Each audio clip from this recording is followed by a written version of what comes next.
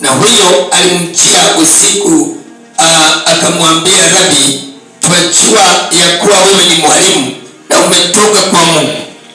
Basi kwa maana hukumu ama hakuna mtu awezaye kuzifanya ishara hizi unazozifanya wewe isipokuwa Mungu yu pamoja na wewe. Mstari wa 3 inasema, Yesu akajibu akamwambia, amin nakwambia, mtu asipozaliwa mara ya pili. Bwana Yesu asifiwe. Hebu turudie kidogo katika mlango wa 2. Anasema huyo alimjia usiku akamwambia, Rabi, twajua kuwa wewe ni mwalimu na umetoka kwa Mungu, kwa maana hakuna mtu awezaye kuzifanya ishara kama zile unazozifanya isipokuwa Mungu hapo pamoja naye. Yesu akajibu akamwambia, amin nakwambia, mtu asipozaliwa mara ya pili hawezi